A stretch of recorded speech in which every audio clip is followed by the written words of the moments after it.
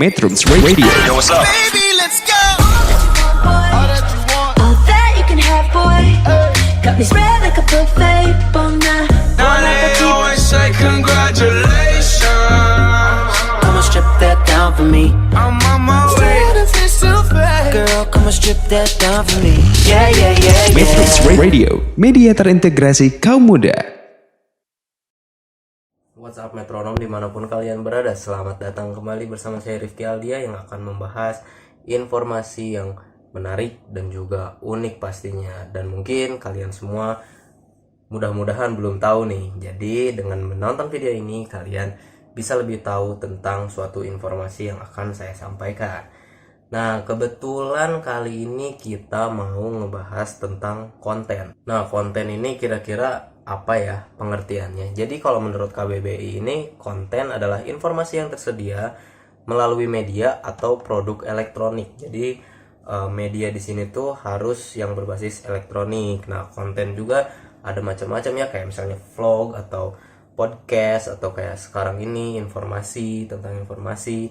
Pokoknya semua hal yang menyangkut tentang informasi dan juga ada di dalam media elektronik. Konten ini sebenarnya termasuk ke dalam isian dari wadahnya. Nah, wadahnya ini bisa kalian temui biasanya di YouTube atau Instagram, dan yang sekarang lagi hype banget ini di TikTok salah satu contohnya. Mungkin dulu kalian taunya TikTok ini lebih banyaknya untuk kayak isi kontennya joget-joget dan lain-lain, tapi sekarang enggak.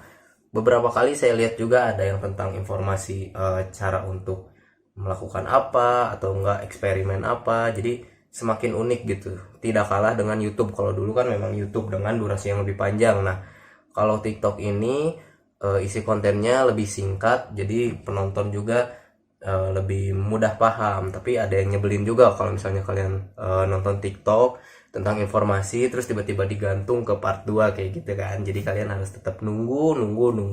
Berbicara tentang konten, banyak orang yang bilang bahwa mereka berkarya dengan konten gitu, tapi apakah konten ini termasuk ke dalam kategori sebuah karya yang diciptakan? Ya mungkin untuk beberapa orang benar gitu kan, karena konten-konten di YouTube ini biasanya ada juga nih yang bikin kayak film pendek dan semacamnya, dimana mereka meluapkan kemampuan atau mengekspresikan kemampuan mereka di bidangnya.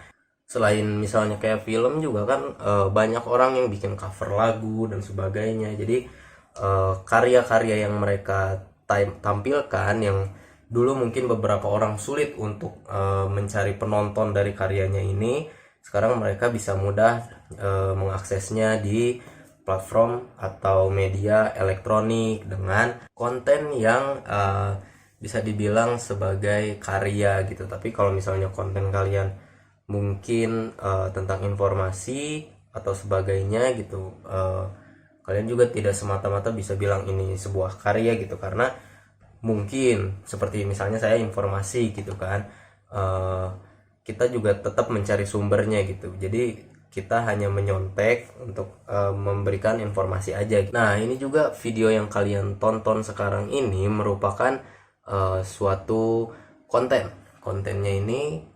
Tujuan dari saya pribadinya adalah untuk informasi, untuk sharing tentang suatu pembahasan. Tapi mungkin beberapa orang ada juga yang membutuhkan, ingin lebih tahu gitu tentang konten ini apa, dan tiba-tiba aja konten ini tuh berubah gitu. Yang tadinya hanya sebuah informasi bisa menjadi edukasi, dan juga mungkin bisa menjadi hiburan ketika misalnya kalian gabut scroll video saya lewat di Metrum Radio, langsung kalian pencet dan kalian tonton, ternyata asik, mudah-mudahan asik kayak gitu. Selain untuk mengekspresikan sebuah kemampuan kita, konten ini juga bisa dijadikan ide untuk bisnis gitu, apalagi terutama untuk mengiklankan produk apa nih yang kita mau jual dengan menggunakan konten. Dan konten ini saking udah banyaknya gitu ya, kita juga jadi harus lebih kreatif dalam bikin konten, apalagi kalau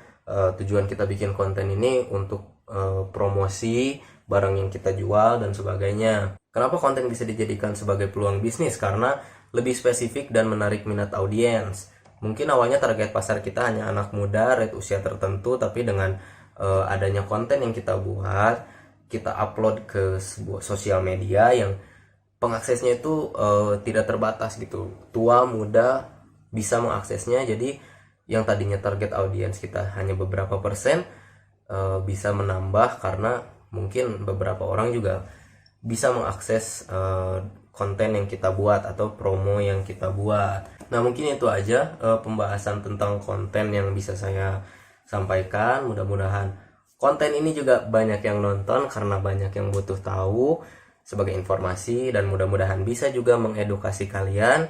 Saya Rifki Aldia, peace out. Metrums Radio, Calling you out. media terintegrasi kaum muda.